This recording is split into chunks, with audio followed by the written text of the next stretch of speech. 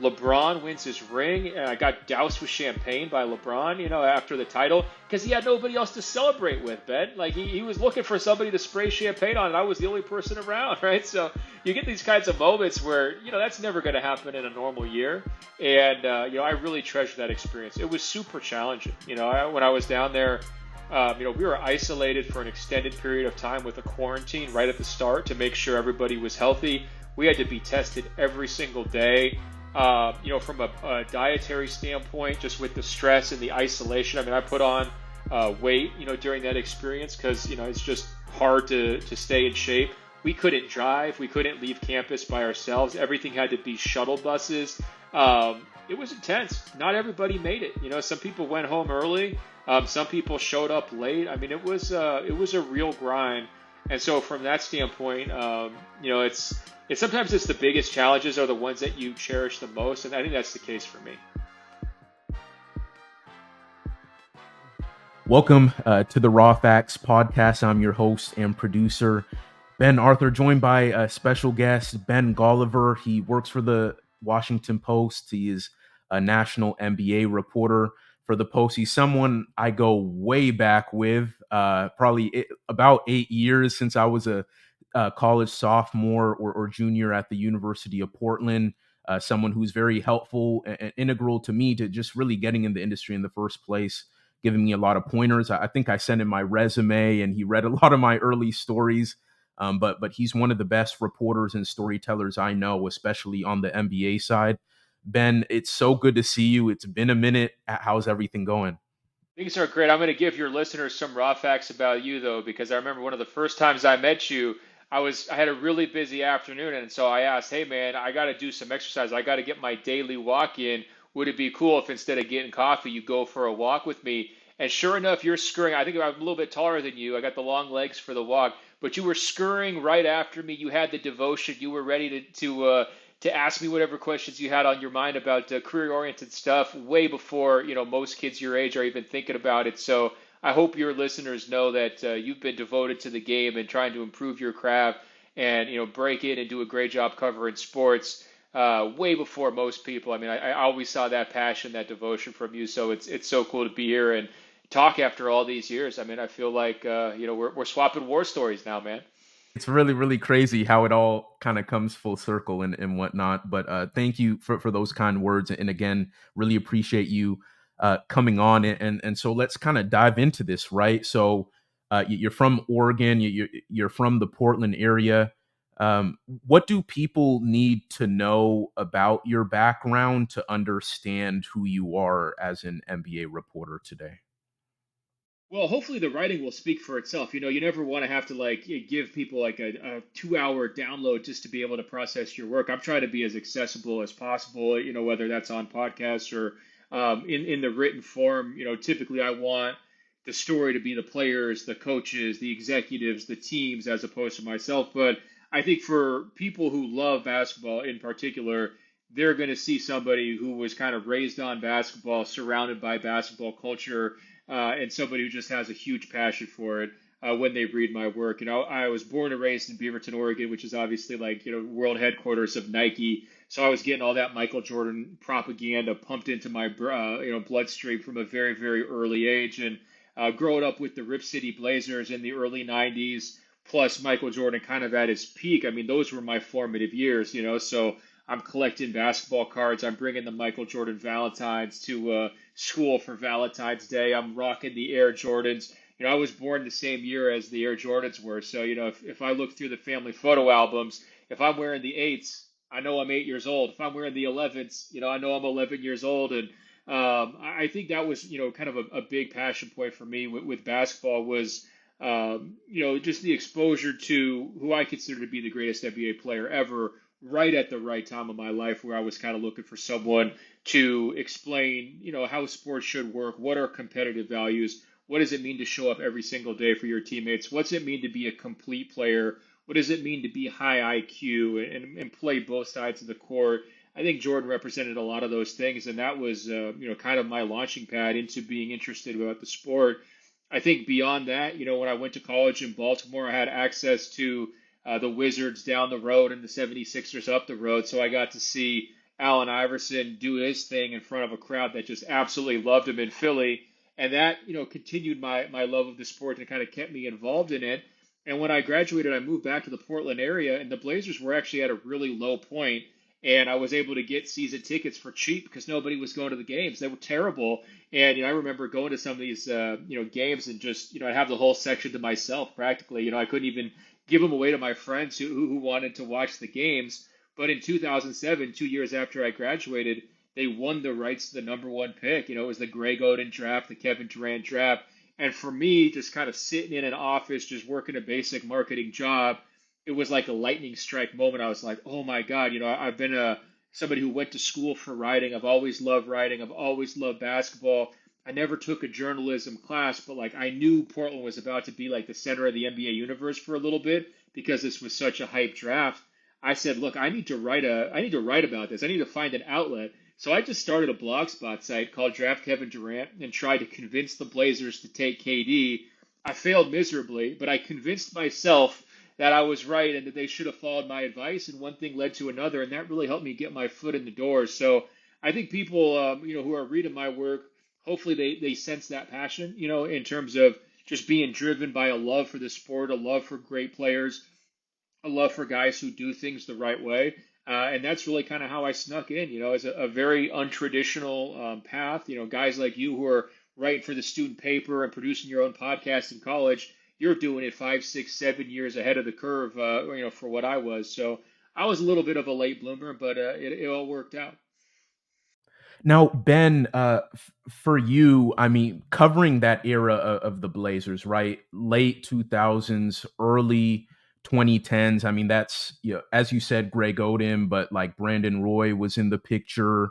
LaMarcus Aldridge, this was before, like right before Damian Lillard, right? So what are, I guess, the memories that kind of stand out to you about covering that era of the Blazers from a reporter's perspective, from kind of being around the team so much at that time?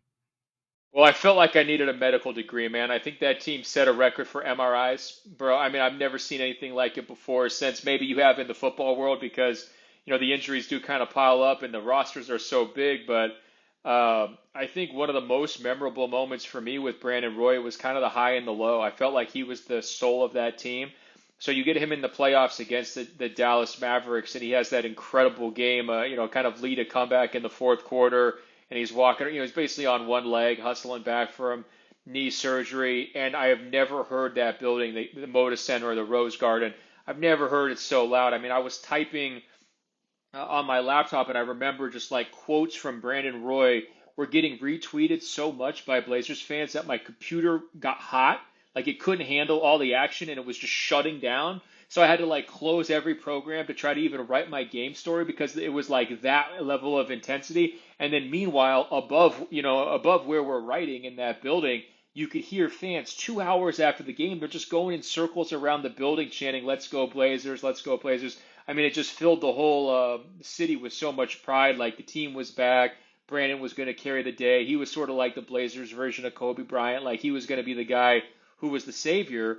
And obviously, it didn't play out that way. They lost the series to Dallas. They never won a playoff series with Brandon Roy. He had all of these injury issues, and they wound up, basically needing to, get his contract off the books. And I remember one press conference where he was kind of coming to terms with all of his injury issues, and he actually had tears welling up in his eyes. And I remember standing there, you know, 3, 4 feet away from him, like right by him, and to watch a guy who poured as much of his heart into the sport as Brandon Roy did, who had so many incredible moments as a player, all NBA caliber guy, trying to come to terms with the fact that he's not going to be able to do what he loves when he's in his mid 20s and he's choking back the tears. Man, that was a tough moment for just as a human, let alone as a reporter. So those were some of the highs and lows that we had to deal with in that era. And Portland actually got really fortunate that Damian Lillard came along and helped the franchise change the story because there were some dark, tough moments, especially as they're trying to get over the Greg Oden experience, and everybody got their heart broken by B. Roy. For sure. Yeah, I don't think a lot of the young kids really understand how good Brandon Roy was, like in terms of YouTube, shooting guards. Yeah. go Yeah. look up his clips, right? Yeah, no, some nasty clips, game winners. I mean, it was for me back in the day. It was what Kobe, D Wade, B Roy. Like that's how good he was. Um, but to kind of continue, Ben, being a Beaverton, Portland area kid, and getting to cover the Blazers like you did. I mean, what was maybe the pride that you felt in being able to cover your hometown team, right? I mean, as you said, you grew up on basketball. Basketball was really your life in kind of many regards, but being able to chronicle the team that all your friends, family watch, and hometown team. I mean, what were maybe the emotions of for you and the pride you took in being able to do that? Well, it was really surreal because there's a lot of great writers in the Portland area, guys like Dwight Janes and Jason Quick, who had been the beat writer for the local paper at some point over the previous years. Even going back to Wayne Thompson in the 70s, he was one of the original beat writers covering the team. And those guys would kind of be hanging around the organization. Obviously, a lot of people might know Bill Schonley, who's a very famous broadcaster. He recently passed away. But he was a guy who coined the name Rip City as the nickname for Portland. And he had all these phrases that people would kind of grow up on. He's just a legendary voice locally. So to be able to see those guys around the building for me was like totally surreal, and I was like pinching myself. But I would love to say I was like super proud to do it or whatever else. But man, my first couple years, I was just amazed that they even let me in the building. I was pinching myself and like, oh my God, this is like a dream come true. Try not to screw this up, and you get the imposter syndrome a little bit, and I'm sure a lot of people in the media deal with that too. It feels like a lot of people go through that process where you're trying to remind yourself like you've got some skills, you're here for a reason, you got to be able to do your job and you go home and do it again the next day. And for me, coming as an outsider, I had never taken a journalism class. I was kind of a self-taught journalist. I was, somebody who didn't work for a major newspaper at the start or even a major magazine like Sports Illustrated. I was just kind of writing for a local Blazers blog, and they were kind enough to give us credentials and let us cover the team because very few people were covering the team back then. So I kind of feel like Forrest Gump, man. Like I just feel like I was constantly stumbling into situations that worked out really well for me.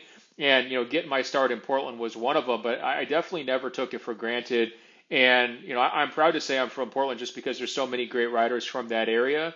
And it's nice to be able to stay in touch with people who do that. But for me, it was a great jumping off point because I had an audience in Blazers fans who loved the team, rain or shine or snow or whatever. Like they were always going to be supporting that team one way or the other.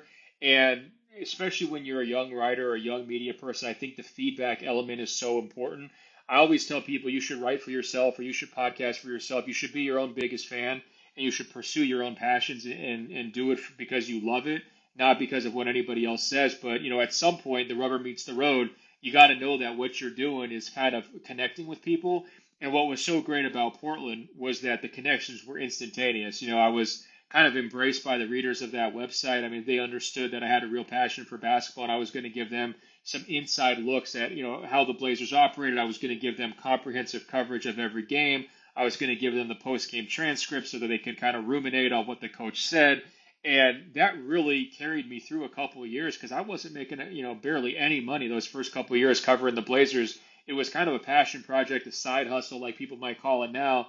And without the support of those readers, maybe at some point I would have considered giving it up. And I'm really glad I didn't because it's turned into a dream job for me all these years later.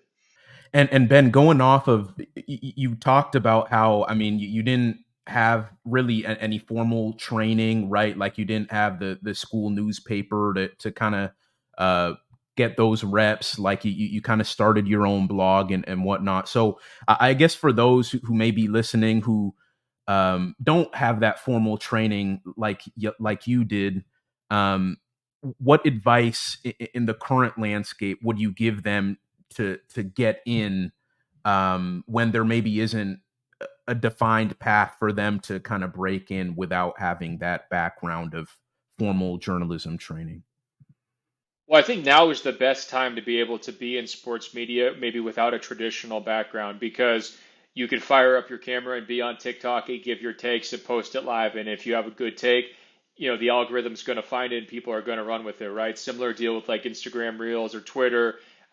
There's been a flattening effect in terms of who has access to be able to give opinions on sports. Now, not everybody's going to be successful. There's going to be a process where you're going to have to kind of prove your worth and prove your dedication and prove your knowledge to gain an audience. But the barriers to entry, I think, are lower now than they actually used to be. I would also say, I mean, it's not like I just came out of the blue. I went to college for writing, so it wasn't journalism, but it was like fiction, nonfiction, poetry. So I had extensive experience, writing things, getting feedback from other writers, refining them, editing them, and that helped me a lot, especially in those first couple of years as I'm learning to write about sports. And so, even if you don't go to school for journalism, I would always encourage people like go to school for something that you feel like could help your passions, right? So, if you love sports and you want to be in that sports industry, maybe it's a marketing degree, maybe it's a writing degree, an English degree, a communications degree. Maybe you're, starting up a, student radio show. I did a little bit of that when I was in college, even though I didn't do the student newspaper. And sometimes those skills will come back in funny ways. I never thought I was going to start a podcast company, which I did a few years ago. But you rewind it back to see who you were when you're 18, 19 in college, and it was like, oh yeah, I had a student radio show. I guess it's not that crazy that fast forward 15 years and now you're doing a similar thing with the sports podcast. So um, I would say just find as many ways as possible to apply your passions and have a wide range of skills if you can. Especially if you're a writer, you need to be able to write short, medium, and long. Don't just focus on one thing. You want to be quick on the news stories, like I'm sure you are. You want to be, when you do a game story, you want to make sure you're giving people something that they're not going to get anywhere else. And when you're doing a long feature on somebody, you want to make sure you can keep an audience's attention for 5 minutes, 10 minutes, 15 minutes, however long it takes them to read that feature. So, versatility, being a jack of all trades, to me, that's a huge key. And you could build those skills whether you go to a journalism program or not. The best way to do it's practice. And I know I told you the same thing when you were in college. I kept saying, hey, man, don't look at however many people are downloading your podcast. Look at your podcast as your practice for whatever is going to be coming years down the road. And look, here you are. You got your own YouTube show. So I was right. Thank you. Yeah, nah, you were for sure. And but to Ben, to just kind of continue off of that, right? I mean, for maybe for traditional journalists, for those who are in the game and they see, as you said, how the barrier for entry isn't maybe really there anymore, and it's just media everywhere, and you can kind of get content information from anywhere now. I guess for those who are maybe trying to do it the quote unquote right way, or still try to make a name for themselves, uh, I guess what advice would you give to maybe established folks, or younger folks trying to go the established route, about making it in the current landscape, just knowing that there isn't really a set way to do it anymore, if that kind of makes sense? No, it does. I think that what I would say to people who are working like a traditional newspaper job or a traditional job with like a network like ESPN or something like that, people are always going to value access. Readers, listeners, TV viewers are always going to value access. And if you're a beat reporter or if you're a national reporter, regional reporter, where you're around the players, you're around the teams, you have access that the average person on TikTok doesn't. And when you really look at, the overall landscape of like how much content, is reliant upon a very few number of people who have access, it's kind of crazy. A great example would be this Travis Kelce Taylor Swift deal. I don't know if you saw the video of Travis Kelce and Taylor Swift kind of like walking through that hallway after the game. That was like the only video that anybody got of them, right? Well, I believe the guy who took that video, I think he's Walter Payton's son. I'm pretty sure I've done a television show with him in Chicago, and I think he just happened to be standing in the right place at the right time. I believe he's a television reporter for the Bears. That's why he was there, because it was the Chiefs versus the Bears. So you might get 1.3 million, 5 million people viewing that video, right? But there was only one person who was in position to actually get that content and to share it with the world. And that was somebody who was a traditional media person who had the credential, who had the access, who had the presence of mind to put his camera on and get that video, right? So some of these gigantic stories that get discussed all over the media, a lot of times they're going to start with the people who are actually in the building. So what I always encourage people to do, get the credentials, build your local network of team employees, just city employees, people who are also covering the team in the same location. Sometimes your network might even include security guards who might look the other way if you want to take a video of Travis Kelce and Taylor Swift, and they're not going to reach and grab your phone out of your hand, right? I mean, it might be helpful if you happen to know the people who are there on a daily basis. And I think typically readers, especially people who are really invested in the teams that you're covering, are going to value how you use that access, especially if you're putting it to good work. So it doesn't have to be just like a 5 second video clip. It could be building a relationship with a player so you could tell his life story, right? I mean, I had a story over the summer. It was a really sensitive subject. A rookie for the Dallas Mavericks, Derek Lively II, his mom had a 10-year canceled battle, and his dad died of basically of a heroin overdose. And he was willing to kind of open up and discuss both sides of that, parental relationship and how, what it was like being raised by a mom who was in such a serious place health wise. And, that's the kind of access where he's probably not going to be talking about that on TikTok, right? He's not going to probably bring that up on a podcast, at least maybe not yet. I mean, you want to feel comfortable telling your story before you maybe tell it in those kinds of mediums. And so I think a story like that is evidence that if you get good access, you do right by your subjects, you keep showing up, and then you put out a good quality end product, you can still do it the traditional way and reach a lot of people. Because I heard from a lot of people on that story, and many of them had loved ones with cancer or had family members who had dealt with addiction issues and things like that. And so I think that's part of the reason why his story resonated with so many people. It's an example of the traditional way still works. It's hard to hit those home runs. I know it's getting trickier and trickier every year to get that access for media people. But the more often that you make full use of it, I think the more you're going to get rewarded, both by subjects and by readers. Absolutely. And yeah, there's a lot of gems in what you said. So yeah, that's some great words of wisdom right there. And Ben, 16 years covering the NBA for you. You said what, 13 straight NBA finals? Yes, sir. You've covered all kinds of events around the league, Western Conference Final, Eastern Conference Finals. You probably covered Olympics, the 13 straight NBA Finals. Of all the experiences you've had in the 16 years covering the league, what would you say has been, um, I guess, the thing that you hold with you the most, just maybe in terms of a memory that has stood out to you in all your years covering the league? Well, there's a lot, man. I mean, I think, there's certain shots that guys hit or certain teams that were just phenomenal and fun to watch, like the 2014 Spurs, or you see Ray Allen's three-pointer in the 2013 finals, or LeBron's block in the 2016 finals. But I think the most, important reporting experience that I had was the bubble in 2020, because it was right at the start of the pandemic. Sports had been shut down. Guys like us were terrified sports is never going to come back, so are we even going to have jobs? I mean, there was some real fear going on in terms of, look, if this is like a 2 year pandemic or a 3 year pandemic, are they just never going to be able to play sports? And I was very, very lucky to get the opportunity to go down to that bubble in Disney World and watch the NBA restart its season. I lived down there for 93 days. I wound up writing a book about my experience because I felt like somebody needed to capture it like a time capsule so that when we look back 20, 30 years from now, there's like a record of exactly what was going on, down there in Orlando. But it was just crazy. I mean, being able to see every playoff game, right, that took place, and like they didn't do shorter series, right? This was a standard NBA playoffs, and they played every other night. And I was basically able to get to almost every single playoff game that took place, the entire way through.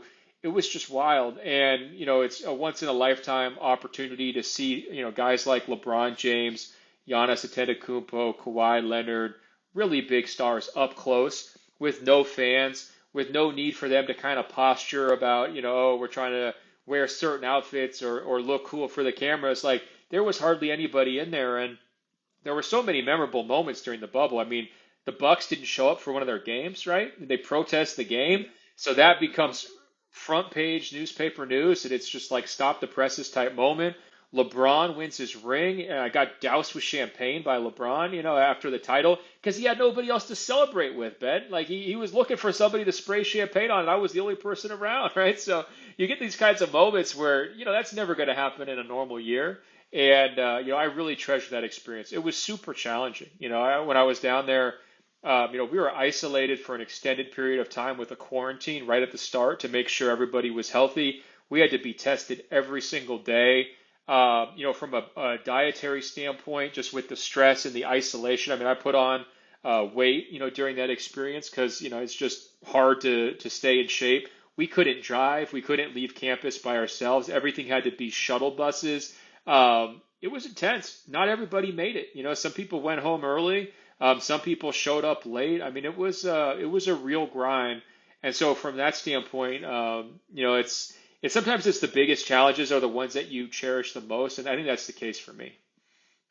How did you what got you through that isolation, Ben? And as you said, that there were, several players, people who ended up leaving.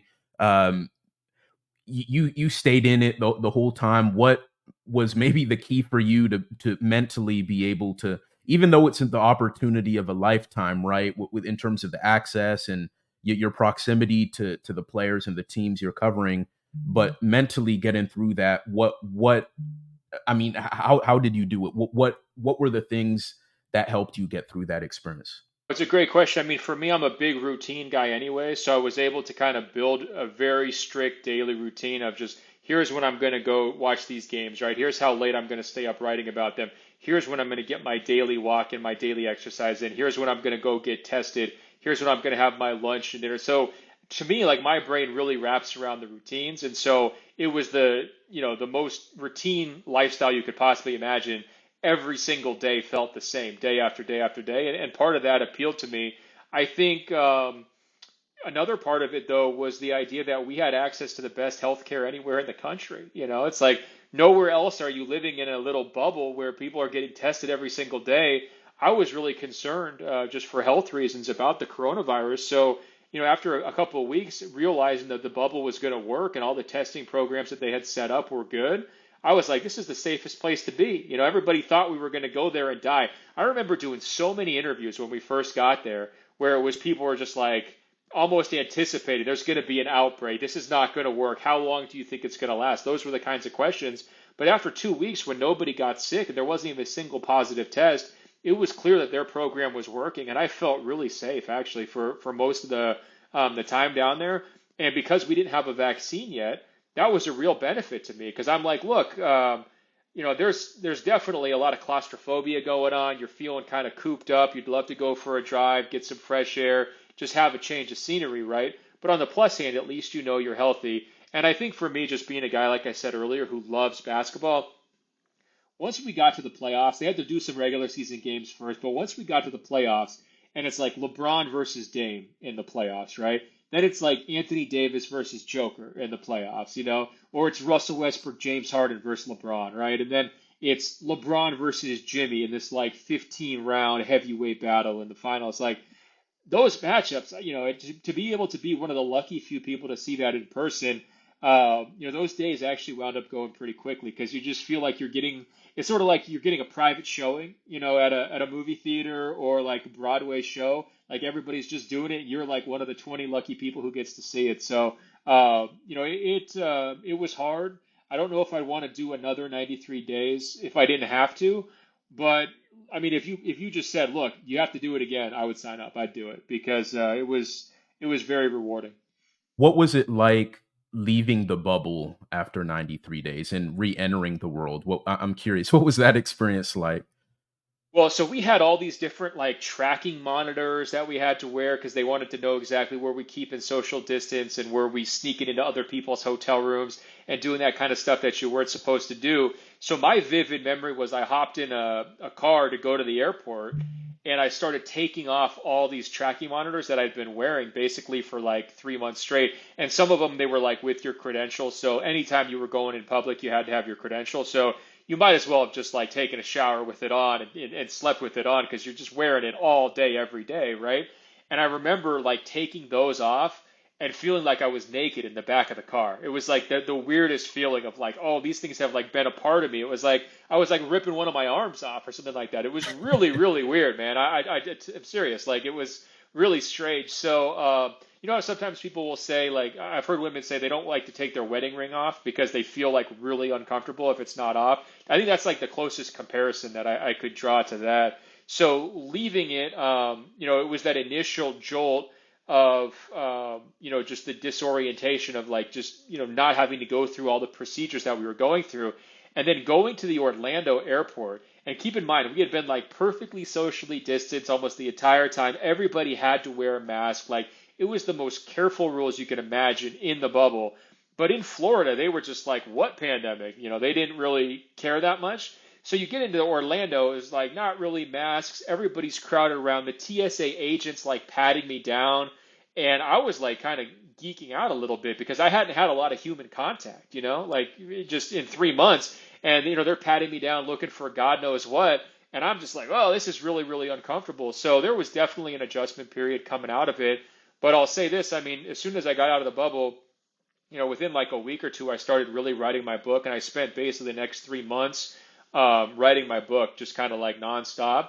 And so I was almost in my own little bubble when I got back home because it was just time to like do that project. So it wasn't the craziest transition that you'd think, just because we still didn't have the vaccine for a while, and so I was keeping it, you know, really low and laying low at home and trying to make sure I hit my book deadline. So yeah, I guess I really came back out of it for the 2021 playoffs.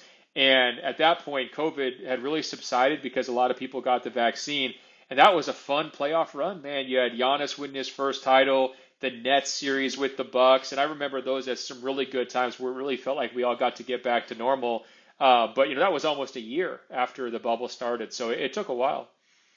Ben, looking back on that experience in the bubble, because it was a very unique time, not just, I mean, in world history, in world American history, but also in the league's history. What do you think are the things that you've taken maybe from that experience, and carried on since that time? I think the biggest one is the power of sport. You know, being at a newspaper like the Washington Post, I understand why Trump in politics gets the front page. Like, I'm not delusional that, like, oh, we should put LeBron James on the front of the Washington Post every single day, right? But we saw when there was no sports, I mean, think about how many people were watching The Last Dance on ESPN because it was the only sports anyone could watch, right? Like everybody watched that Michael Jordan documentary when the pandemic first hit because it was like nothing else, and people were craving that community aspect. So once the bubble popped back up and people had sports like slowly coming back and they could kind of cheer for, I felt like it was a validating moment for society of like, look, you know, sports is a huge part of world culture, but especially American culture. And, you know, leading into the 2020 presidential election where, you know, LeBron's making a lot of statements about, you know, who people should vote for and trying to encourage people to vote. I mean, it felt like a very American moment just all the way around. So that was one of my biggest takeaways. I think my other big takeaway was that, you know, the communal aspect of being able to go watch a game. And this happened with me. I got to go to a, you know, a Thorns game, the women's soccer team up in Portland with my family. Just nothing beats it when you're just there in the crowd, 20,000 people cheering, or in the case of, you know, NBA games, sometimes it's a little bit more. Football games, you might get 100,000 in college, right? And you just can't replicate that at home. We could all try to work from home. We could all try to watch our favorite Netflix shows. We can all watch the same sports together on television, but just the, you know, the excitement, the pulse of the crowd, the boos, the cheering, the signs, everybody getting dressed up in the jerseys, like the pomp and circumstance was just irreplaceable. And as incredible as the games were, and I actually was impressed by the quality of play in the bubble, not having the crowds really it was a different experience, right? And so to be able to get back to where we are now, where you have full crowds cheering these teams on, Denver wins its first championship ever, the Nuggets do, and the crowd is just losing their minds, so excited in that ball arena because they finally got it done. Those are the kinds of things that I think, I had a new appreciation for after the bubble. Ben, you obviously have a really strong passion and love for the game of basketball, and it's clearly been a part of kind of why you do what you do, right? Covering the NBA 16 years strong, but what else is maybe covering what is covering the league for as long as you have taught you about yourself? Oof, that's a good question, man. I think, like I was mentioning earlier, routines are big for me. I think the other thing that I've really tried to focus on, maybe more than anything, is trying to find the right health balance. That's been an issue for me. In terms of, like, let's say, try to avoid burnout, right? Or try to, make sure you have enough time for non-work stuff. Don't just turn yourself into a robot where you're working every single day. And so I think, living your life on a sports calendar, it's become this idea of, like, making the most of the downtime. Has been a big focus for me. So I've really explored things like loving national parks, being able to get outside and enjoy the time away from all the noise in the arenas. I've started meditating these last couple of years to just try to give myself a downtime, some mental break where you could just be alone with your thoughts and stay solid and motivated. I think what you really have to do, it's sort of like the athletes when you're kind of working through your career, you have to find new motivations, right? You have to find new things to kind of like keep you going, so you don't fall into the idea of, like, oh, I've seen it all before. Oh, here we go again.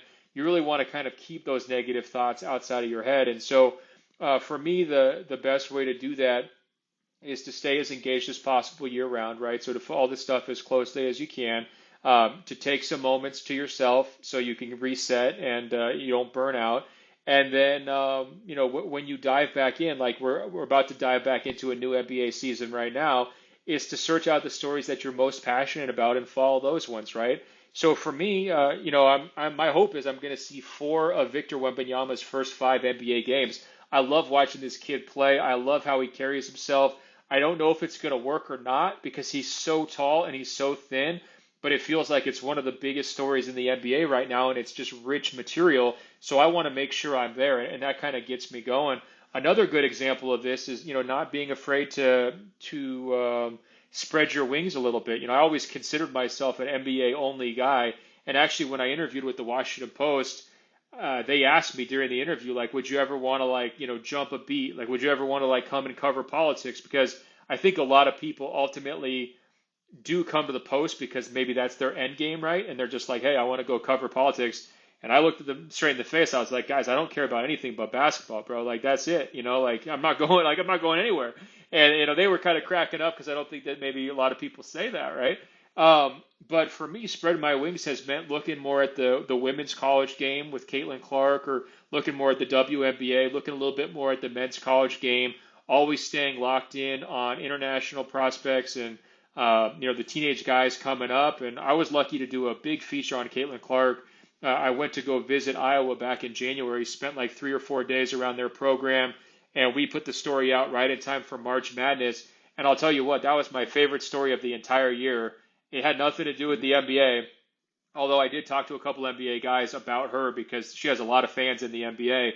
And that was just an opportunity for me to find something that's just going to rejuvenate your interest, right? To always kind of keep you interested in storytelling and talking hoops and finding new angles. And just to see her take off in March, it was like the biggest joyride. When you're watching somebody who you've spent a lot of time with, and they're just getting 10 million people to watch their games, and they're hitting every single impossible shot, and they're going back and forth with Angel Reese and kind of like starting this new rivalry and kicking up all these conversations. I was like, oh, this is amazing. Like the old line about you weren't with me shooting in the gym. I was with her shooting in the gym in January. I got Yeah. to see it before it happened.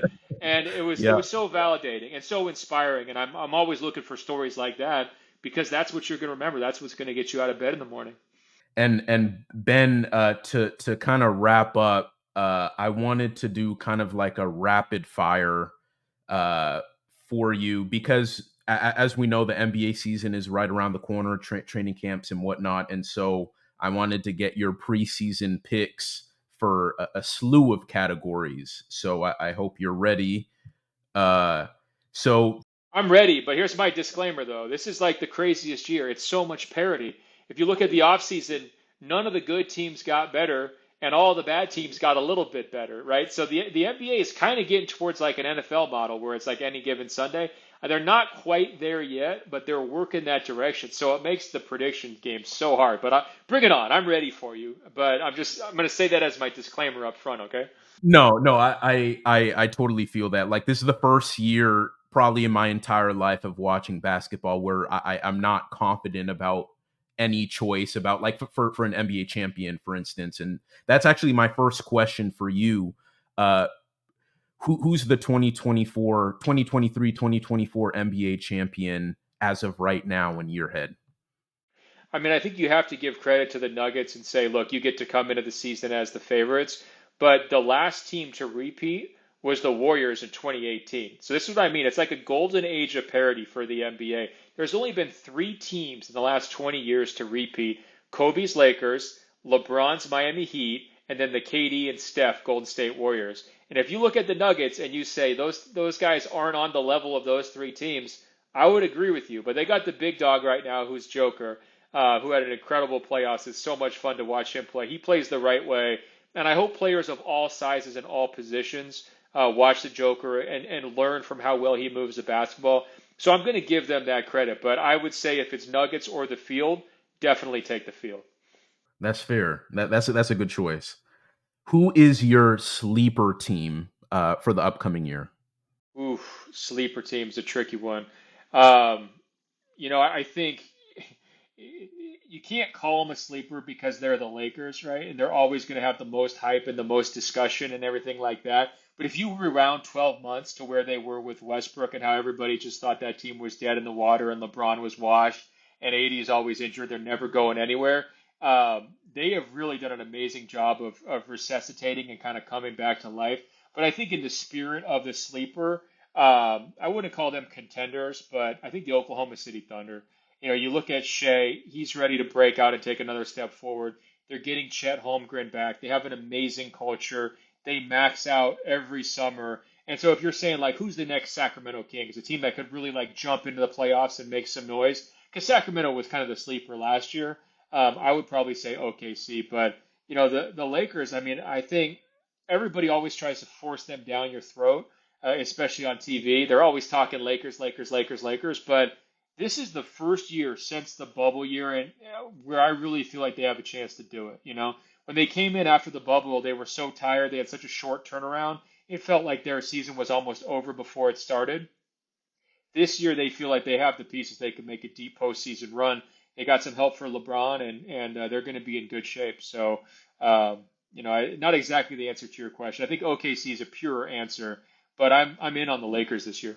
I like it. Um, your choice for MVP. Well, my outside the box MVP pick is that if Lillard gets traded to the Eastern Conference, he's going to be the MVP because Oh, he'll be okay. the best point guard in the East if he gets traded. If you just So look at where the talent is, I think that he would be the best point guard in the conference. He put up monster numbers. He'd help his team, and so there'd be a really easy narrative. People would kind of rally around it and get excited. I think Joker's going to have a really good shot, and the other guy I think has a really good shot this year is Jason Tatum.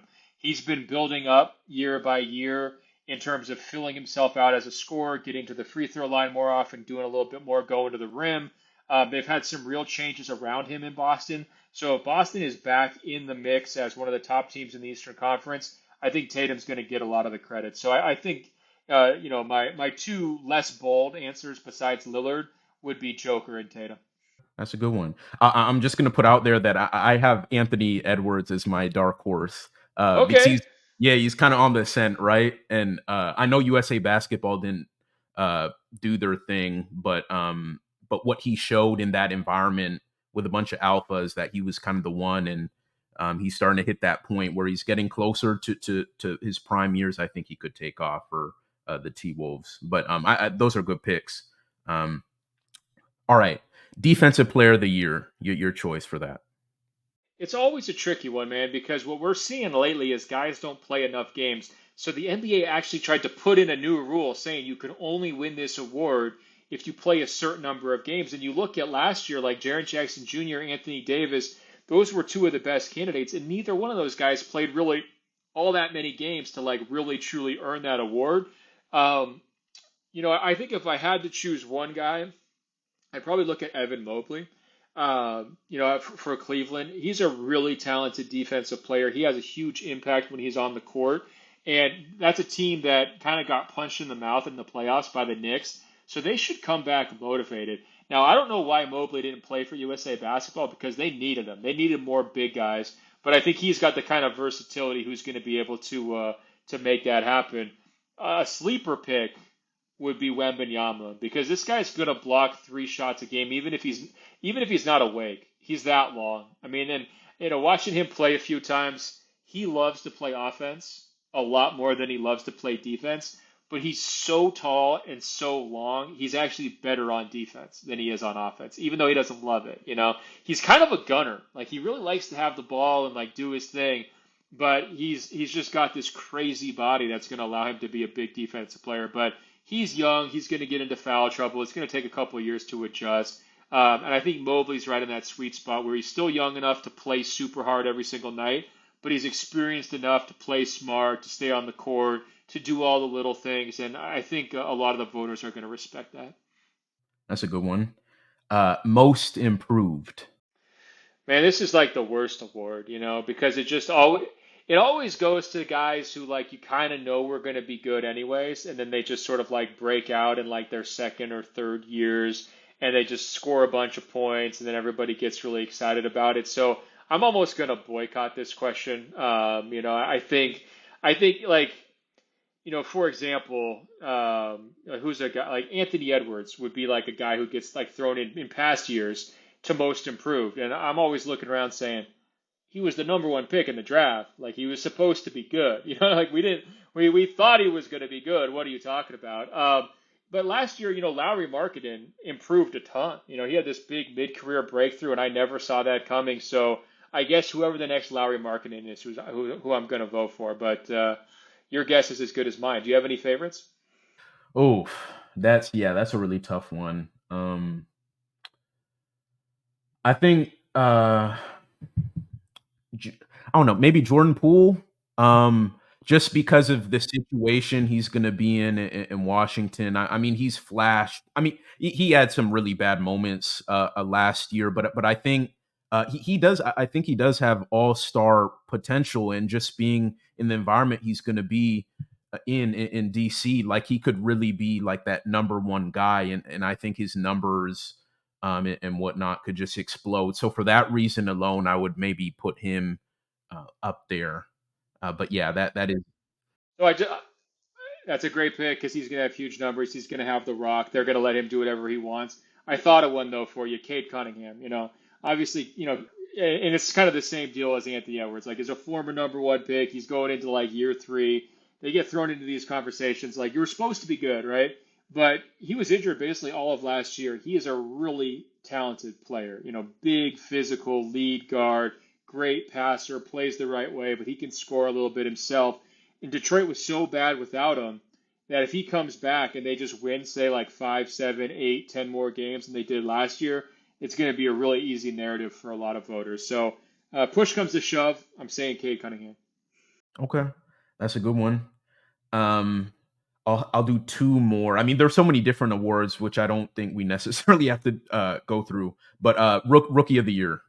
Wemby, I think Chet's got a chance in OKC. I really like Chet's game. There's going to be some other people in this class who kind of factor into the conversation, but Wemby's big advantage is that the hype factor, the talk about factor. Like I said, national writers like me are going to be going to his games and covering him so much more than anybody else. And that saturation coverage really makes a difference. Getting your name on people's radar is so important for these conversations. A great example actually would be last year with Paolo Banchero versus Keegan Murray. Paolo averages 20. He's the number one pick. So he's the natural pick for most voters who are just kind of filling their ballots out quickly. Keegan Murray was like the only rookie who played major minutes in the playoffs. I guess Christian Brown for Denver as well. But I mean, Keegan Murray had a big starting role for the Sacramento Kings. He was pretty good. He didn't put up huge stats, but he really contributed to winning, and he really hardly got any attention, right? So, unfortunately, I think buzz really factors into these conversations, and nobody has more buzz than Wemby. Okay. And last one, coach of the year. Yeah, this is one that I always like agonize over my pick. I really always want to just kind of think like who's going to be able to get the most out of their guys. I think Mark Daignault in OKC's got a really good chance. He's had a great reputation as a coach for a number of years, but he gets no attention. And if they make the jump and like let's say they're a rock solid playoff team, I think people are going to show him a lot of love, a lot like last year when Mike Brown in Sacramento was able to win Coach of the Year because they made that gigantic jump. Um, Look, if the Lakers are at the top of the Western Conference table, people are going to be talking about Darvin Ham too. And that was a hire that a lot of people questioned. They didn't know. Would you really want to take a chance on a rookie coach with LeBron James the last couple of years of his prime? They took the chance, and it's really worked out well. So I think that's another candidate. So those are a couple of guys that I'd be looking at for sure. I personally would have Monty Williams in there with Detroit. I think that's a really really great hire for the team they have. That young nucleus, they need some direction, and I think But don't you got to make the playoffs to win Coach of the Year or no?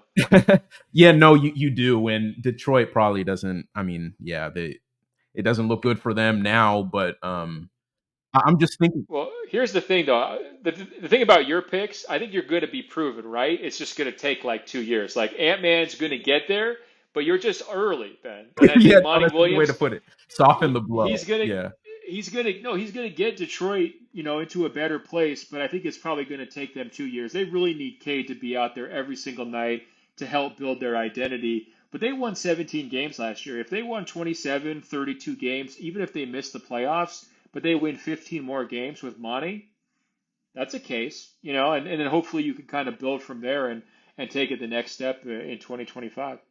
for sure.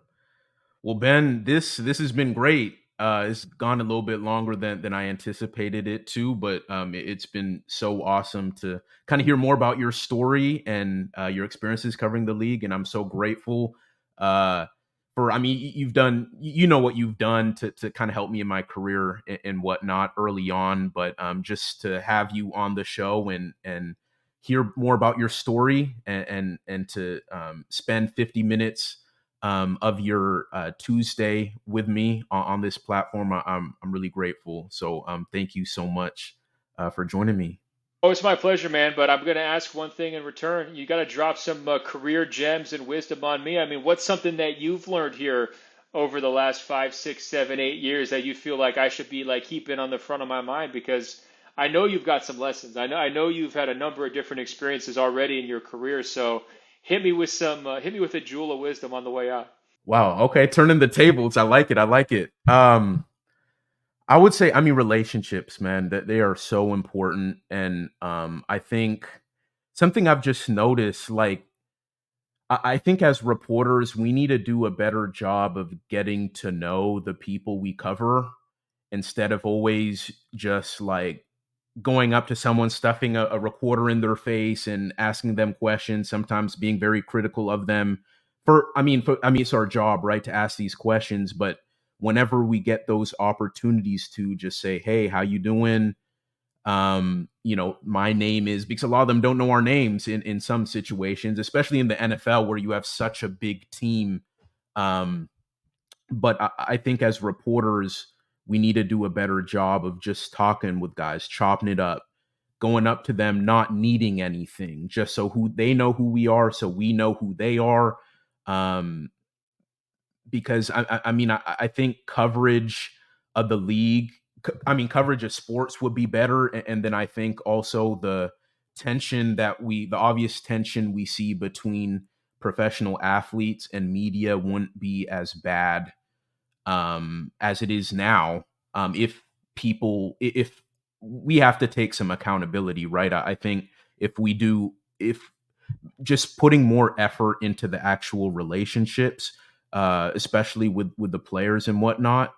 Um, I think we would be much better off. And so that's long story short. I think that's kind of I think that's the biggest thing I've learned covering the NFL. Just really focusing on those relationships, and everything can come from that, right? I mean, you get better at your job that way too, and I think the stories you get from people and the information you get, I mean, it all kind of builds and compounds off of itself if you focus on the relationship and not just so much about stuffing a recorder in someone's face and getting them on video to talk about why they effed up on this particular play. Uh, I think that's really something valuable I've learned.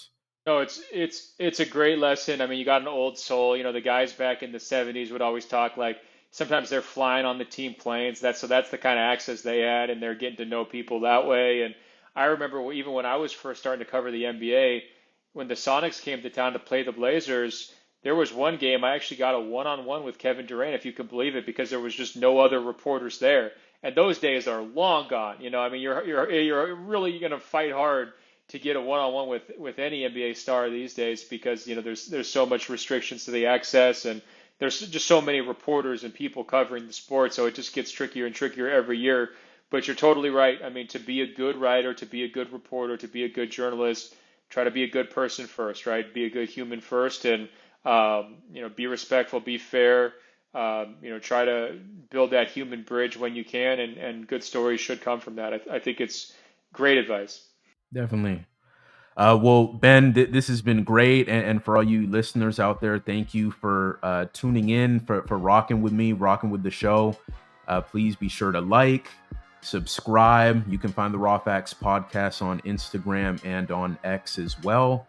Until next week, I'll see you guys soon. All right.